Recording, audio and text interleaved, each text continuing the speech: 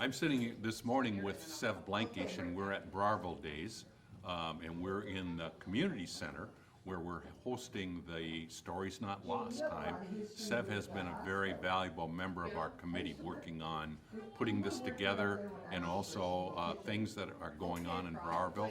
Sev's been involved in Browerville his whole life, except when he was in the military. But it's a big weekend for Sev and his class because Sev's class graduated 65 years ago, right, Yes, Sev? Class of 1960, right? Class of 1960. So talk a little bit about your class and what's going on, please. Well, at that time, we were the largest class to graduate from Browerville High School. We're a class of 51, and this is going to be our 65th class reunion, and it's going to be held at the liquor store tomorrow and Saturday at 12 o'clock. And a meal will be furnished for everybody, and we've got 24 people that are signed up so far. Wow.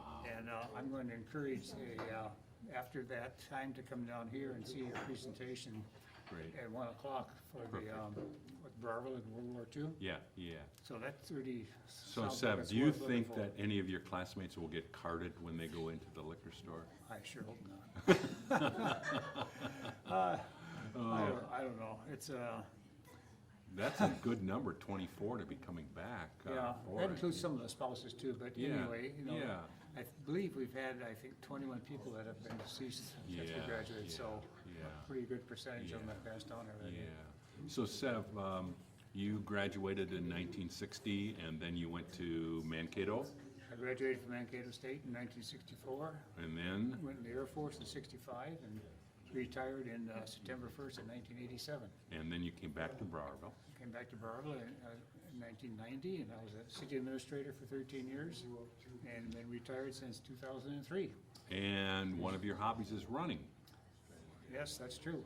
Tell us a little bit about Well, I've done a lot of running in my life, and the strange thing is I just came from the doctor this morning here. I have neuropathy in my legs, which is really that. Ooh, screwing me over. Yeah, yeah, And I could still go, but it takes an effort. yeah, And, yeah. yeah, I did the Boston Marathon 4 times, and many marathons. I lost track of them after a while. So, I jumped over this. When you came back to town, you actually live in the house that your mom and dad lived in, and That's you right. grew up in that house, right? That's right. Right next to the school. right, and Yeah. still living there. Still living Yeah, there. we've been back for 35 years now. 35. Wow.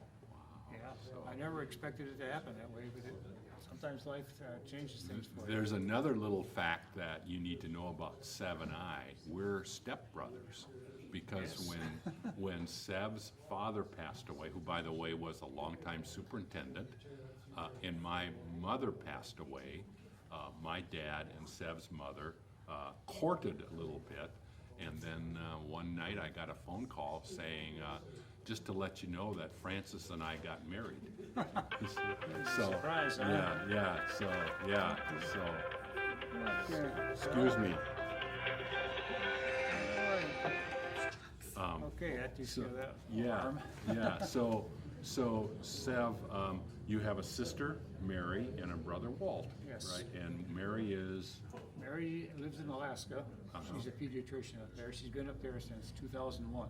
okay, And brother Walt lives in Poway, California, and unfortunately he has Parkinson's disease, which is really it's a pretty sad situation anyway. yeah, And the VA sends a lady in 7 days a week to help out. And,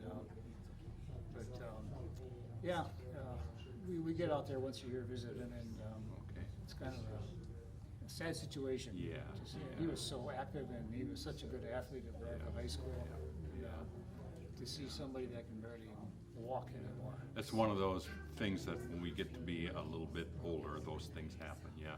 So let's end this by Okay. doing one thing, Sev. I have my favorite memory of Sev Blenkush. What's Sev Blenkush's favorite memory of growing up in Browerville? Well, I think being the son of the superintendent and one of the teachers was kind of stressful on times, because you didn't want people goofing off with your mother and your father. And Yeah. you misbehaving. But I did score one touchdown in football, though. That's my favorite memory, and I need to share that with people. I was an 8th grader watching them play. Sev was playing defensive end, and who were we playing? Do you remember who? Motley. Motley. And the quarterback got the ball and threw a lateral to the halfback, and there was Sev in between, and he intercepted it and went for a touchdown. Yes. And you were my hero because of that. I thought, wow, thank you. that's really Yeah. great. Yeah. Actually, I scored more points in track than I ever did in any other sport. There you go. There you go. There's one other memory that I need to share. I'm going to embarrass you. When you were in college, one Sunday, I don't know if you remember this, you and I think Siegfried Wenzel and Walt and I, you got the car and we drove to Minneapolis. Do you remember that on a Sunday afternoon?